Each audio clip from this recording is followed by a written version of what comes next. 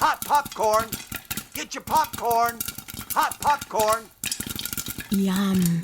I bet you could almost smell the aroma of that hot buttery goodness right through your speakers from just hearing those kernels pop. Am I right? I know when I smell it, I can't resist and must have at least a handful. Okay, maybe 6 or 8, but really, who's counting? Don't judge, it's one of my guilty little pleasures. It's hard to think of a more American food than popcorn. Well, maybe apple pie, but I digress. Whether it's salted and buttered at the movie theater, kettled corn at a state fair, or caramel popcorn ball at holiday time, we devour this stuff. Stay tuned, because in today's episode, we're going to bring you some history and trivia about popcorn, as well as about some of the men whose work made it into a staple snack food that we all enjoy today. If you want to pop your own, just remember, now is as good a time as any. Hey, Trippers! Welcome to another episode of the Road Tripping Podcast. I'm your host, Dean Ward. And I am your host, Molly Malloy. As always, it's great having you tuning in. If this is your first episode, then welcome. If it's not your first episode, then welcome back. Each week, Molly and I take a drive along the information superhighway to find topics that we find interesting, obscure, funny, or downright bizarre, and then bring them to the show to share with you, our listeners, all in the hopes that we can make your commute suck just a little less. You can find all previous episodes at the Road Tripping Podcast for free on Spotify, Apple Podcasts, or most wherever you listen to podcasts. To stream or download our show on your mobile device, start by opening your app and typing the Road Tripping Podcast, that's tripping with a G, into the search bar. While you're there, be sure to subscribe to our feed so you'll have access to all of our previous shows, as well as all of the future goodness we're planning on bringing your way. Today's show topic comes from a suggestion by Ida Felton from Atlanta, Georgia. She writes, "Hey guys, love the show. It's always really informative and helps me make it through my daily grind. I know you like to hear where we tune in from, so I listen to you on Spotify while at work. I've also started telling others that they should tune in as well. Anyway, I was sitting at my desk, starving today, when a coworker came by with a fresh popped bag of popcorn, and I started to drool. It smelled so good. Could you guys do a show on popcorn? I mean, I'm not sure if it's what you meant by a show suggestion, but I think it would be interesting." Thanks for the compliment, Ida, and for sharing the show with your coworkers. We greatly appreciate it.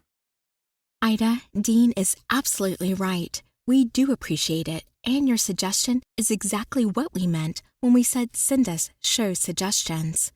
That is the only way we can really tell what our listeners want to hear about. So, if any of you other listeners want to have us research a topic and produce a show based on your suggestion, then head over to our website, theroadtrippingpodcast.com. That's tripping with a G. And then click suggestions from the navigation bar at the top. We can't guarantee that your suggestion will be the next one we do, but it will go onto our list for a future show. To get you where we want to end up at the end of our time together in this episode, we first need to talk a bit about corn in general. So I'm going to start with our background, and then Molly will take over with our pioneers, right after this. More leads, less effort. Sounds good, right? Social Bee offers social media management tools, training, and teams to help you with content creations, posting, recycling, and more. Automatically post on all major networks, organize your content into categories for the best content mix, effortlessly repost your evergreen content for maximum impact, and save lots of time in the meantime. To help the show and get your 14-day free trial, follow the link in the show notes or by clicking on the banner on our homepage at theroadtrippingpodcast.com. We use them and think you should too. Join the hype today. Corn, also known as maize, is a cereal plant that's part of the grass family, Poaceae, and has its origins in the Americas. It is believed that humans have been cultivating it for thousands of years. In fact, Though it wasn't the corn you know today, archaeologists have found evidence of maize used at some ancient sites in Mexico in layers that go back as far as 8,700 years. We also found in the research numbers claiming more than 10,000 years ago, as well as studies suggesting that humans began to cultivate plants and farm even earlier than is the current suggested timeline of 23,000 years ago. So, it's entirely possible. What we do know for sure is that humans have been cultivating it and selectively breeding it for generations to get it to be what is grown now. While there are many varieties of corn grown in the world now, it is far fewer than in the past. One chart we saw during the research for the show indicated that U.S. feed stores sold over 300 different ones as little as 100 years ago, compared to today, when we typically are growing between 1 and 12 different varieties. In other parts of the world, like Peru and Mexico, they still cultivate and produce over 50 different kinds, but that doesn't come close to the nearly 500 that are claimed to exist on some of the seed bank websites. There are 5 types of commercially classified corn. These are dent corn, flint corn, flour corn, sweet corn, and the topic of our show for today, popcorn. So how are they used, you might ask? Which is important because they all won't pop like popcorn. Dent corn, also known as field corn, is typically used in livestock feed or making processed foods. It has a high starch and low sugar content. It is often the corn used to make moonshine and bourbon. And more than 1/3 of all corn grown in the United States is this type and used to feed animals. Flint corn, which is a harder outer layer like flint, and lack of sugar, is primarily used for coarse cornmeal like grits and polenta. This is also your Indian corn that people use to decorate with in the fall and winter, and it's also known by another name, calico corn. You can try to pop it, and sometimes it works, though often enough the kernels just explode. Flour corn is the most widely planted due to the soft starch and ability to ground it into a fine cornmeal. This is usually what you make tortillas from. Sweet corn is the usual type of corn that you pick up at the grocery store for eating, either off the cob or buy loose kernels. The difference between sweet and flour corn is that sweet corn is a genetic mutation that prevents sugars being turned into starches for a lot longer. Popcorn is one of the oldest types of domesticated corn and is a type of flint corn, though not as tough of a kernel. The characteristics of the popcorn kernel is that it has hard, yet brittle, slightly translucent kernel that is glass-like. The kernel, when heated, is tough enough to hold the moisture inside, causing it to turn to steam. Once the steam builds up enough pressure, the kernel explodes or pops, and the liquefied starch froths forth, cooling and solidifying in a fraction of a second. If you were to look at a pop kernel under the microscope, you would actually be able to see the bubbles that were formed by the expanding steam. While there are varieties of popcorn kernels that come in different colors, I have personally had blue, red, yellow, and white. All popcorn pops a white color due to the color of the starch. If you look hard enough, though, you can still sometimes see a bit of color stuck to the outer hull of the popcorn if you get one of these varieties. I've included a link in the show notes about the science behind how popcorn pops for your enjoyment. As for how long popcorn has been around, you again have to go to the fossil records. According to a LiveScience.com article, researchers have found macrofossil evidence that societies living along the coast of Peru were eating popped corn between 3,000 and 6,700 years ago, during a 3-year study of 2 separate sites on Peru's northern coast. These macrofossils of Peruvian popcorn are the oldest macrofossil evidence for popcorn in South America. The oldest found in North America was found in a bat cave in New Mexico during a late 1940s expedition by anthropologist Herbert Dick and botanist Earl Smith. They found over 760 fossilized cobs and 125 kernels in the trash heap they were searching that appears to be around 5,600 years old.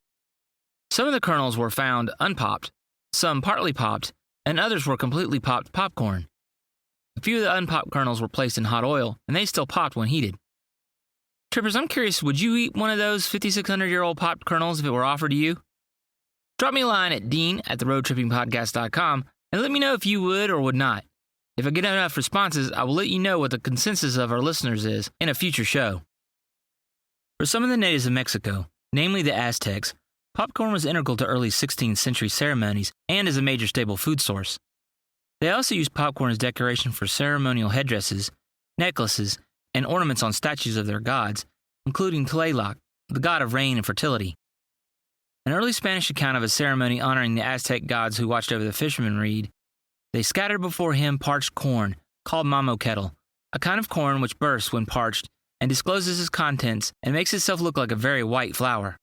They said these are hailstones given to the god of water. As for a bit more recent but unreliable tale, there is a folk tale which may or may not be true, surrounding the use of popcorn by English colonists. It is said that during the first Thanksgiving of October 15th, 1621, pilgrims enjoyed a treat of popcorn. It was brought to the celebration in a deerskin bag as an offering of goodwill. Early colonists named the treat popped corn, rice corn, and parching corn. Obviously, popped corn became the preferred name, and its derivative, popcorn, has remained the popular term. Colonial cooks and housewives made the first puffed breakfast cereal from popcorn. Sugar and cream were added to previously popped corn and served just as we eat puffed corn cereal today. This would even include Ella Kellogg, who enjoyed her popcorn ground with milk or cream.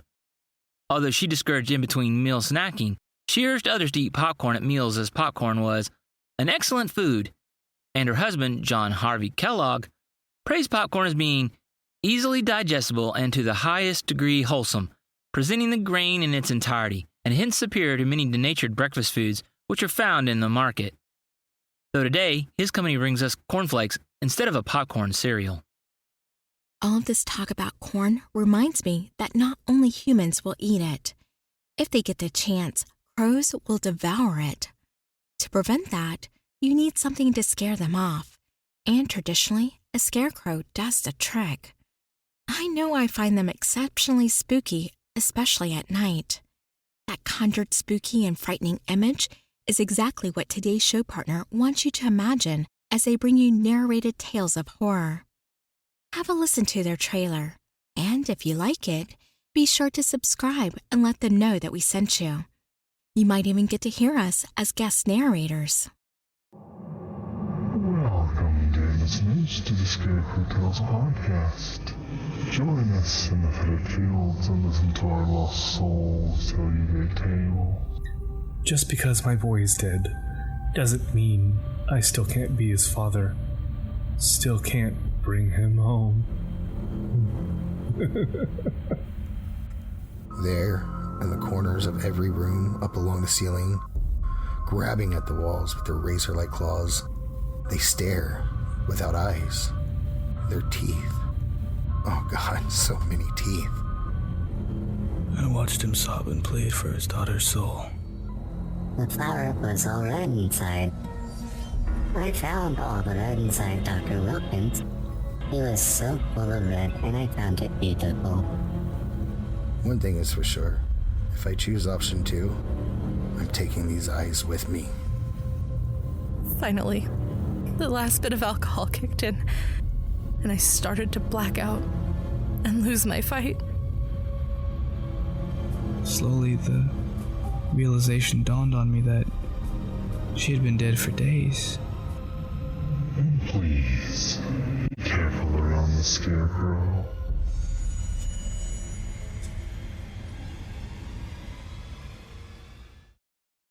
So, if America didn't first eat popcorn at Thanksgiving, when exactly did it happen?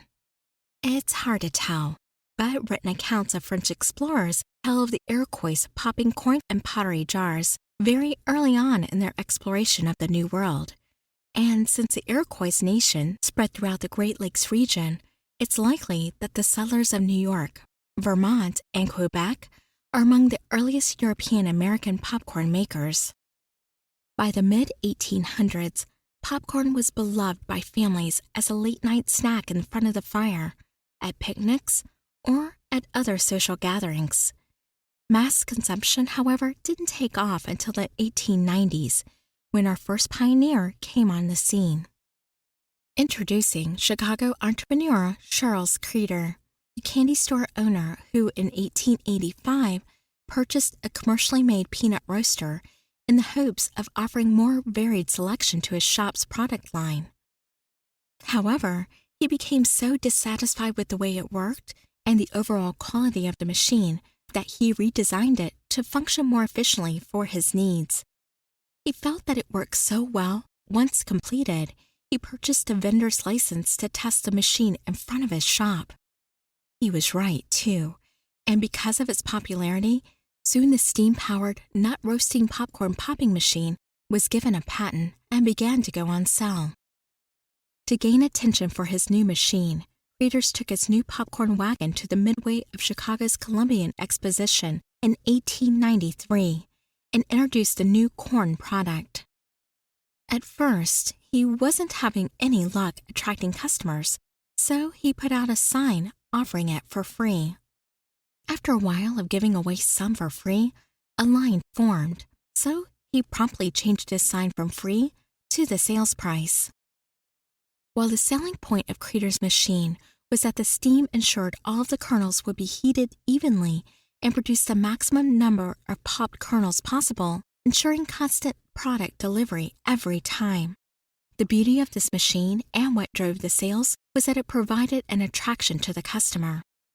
The carts used bright colors, a beautiful gold leaf scrollwork, and painted pinstriping, along with a small mechanical clown called Toasty Roasty Man, which served as a merchandiser whose purpose was to crank the tumbler of peanuts. The smell of roasting peanuts and of hot buttered corn that was being popped in its seasoning right before the buyer's eyes, along with the other features, was the perfect marketing ploy to bring in customers. It didn't hurt that the machine could roast 12 pounds of peanuts, 20 pounds of coffee, popcorn, and baked chestnuts, so the vendor could switch up his offerings. I've included a link to a Sotheby's auction where you can see a fully restored 1904 Creators Improved Model D horse-drawn popcorn cart. The C. Creators & Company is a family-owned and operated company that is still in business today, 135 years later.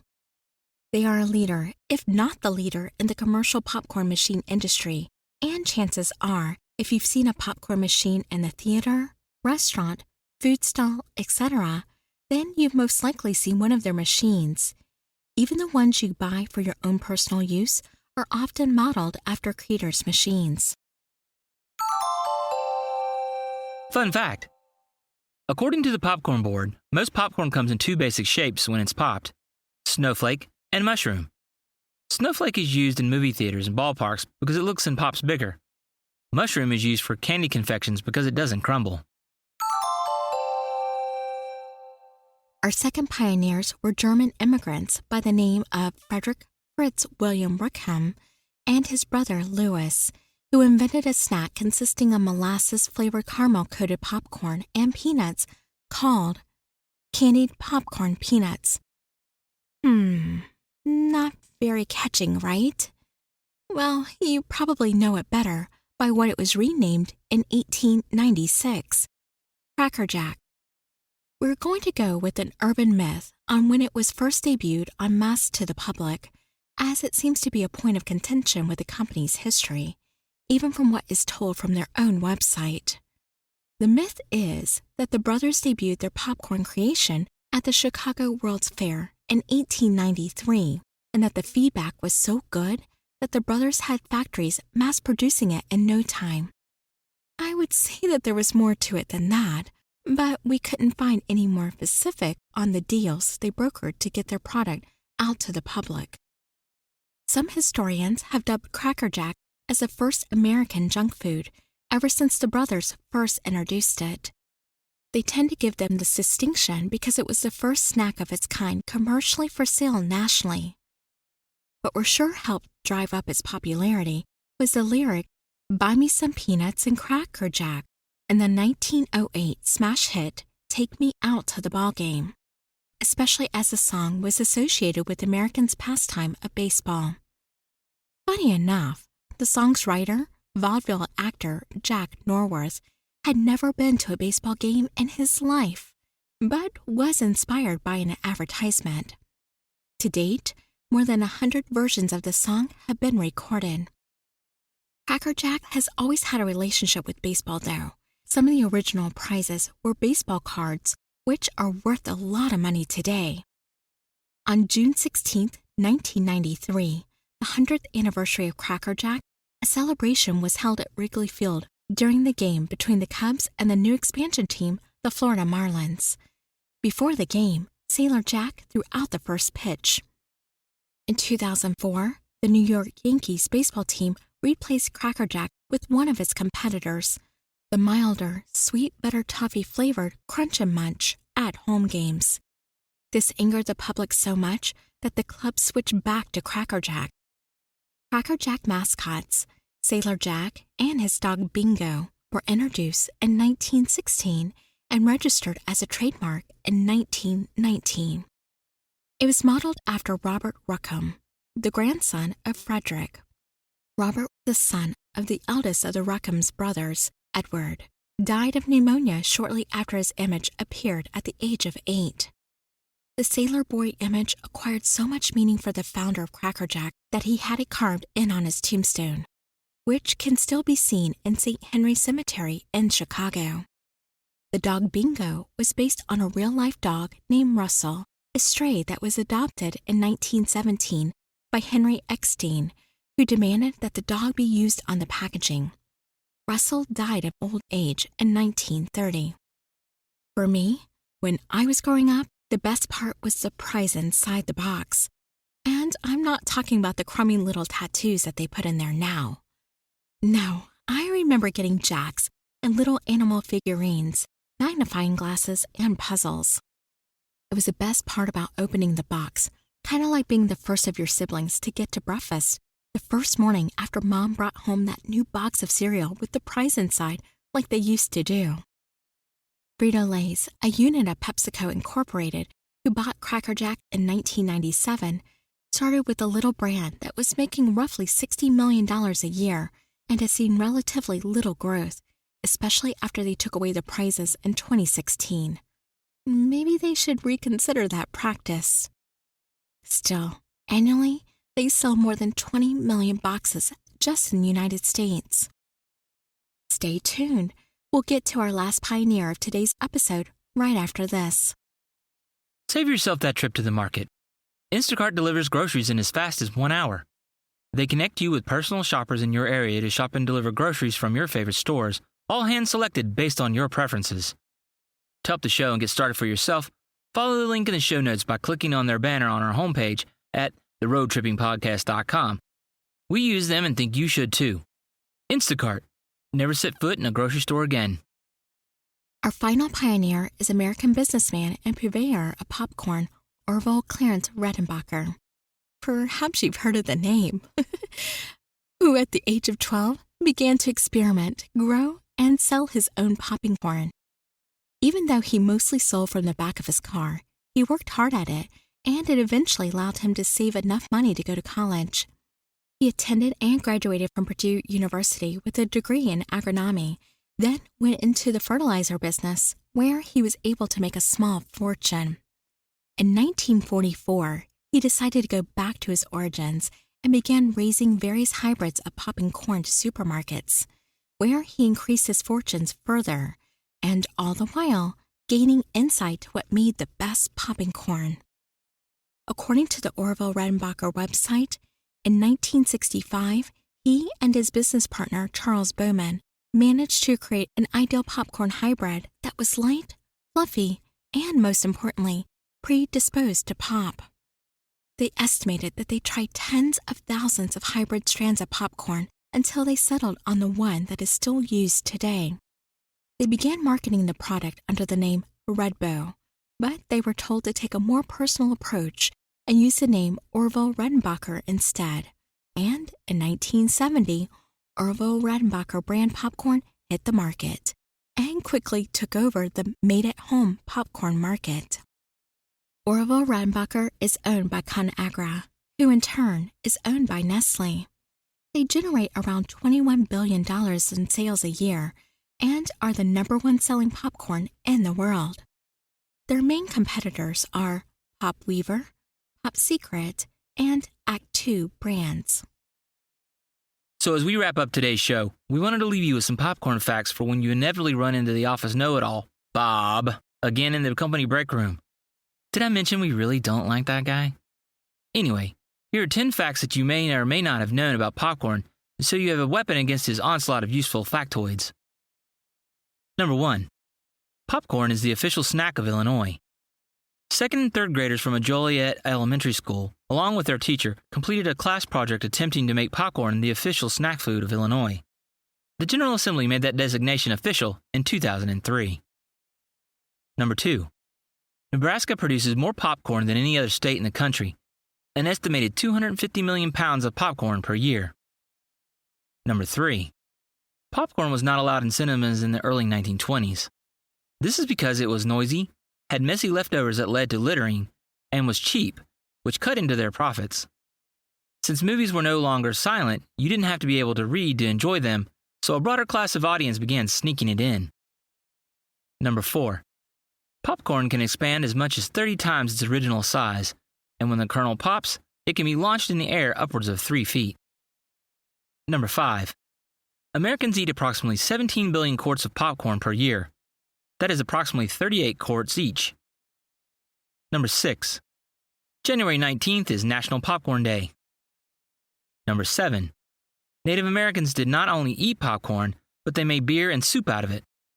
On a personal note, the chefs on Disney Cruise Line make the best popcorn soup I have ever had. Number 8. Unpopped kernels are called old maids or spinsters. Number 9. There are approximately 1,600 kernels in a single cup of unpopped popcorn. Number 10. Popcorn is made up of both yellow and white kernels, but only about 1 in 10 kernels are white.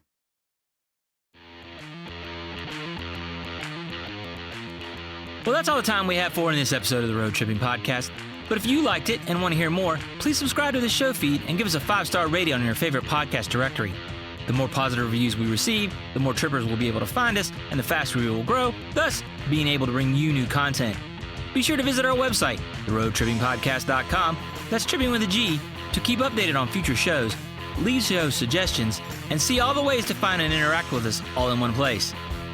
If you are able and feeling generous, then a link to our Patreon page can be found under the support link on the homepage. We have been your hosts, Dean Ward and Molly Malloy, and the Road Tripping Podcast is recorded and produced at Before Midnight Studio. As always, until next we meet, stay safe, trippers.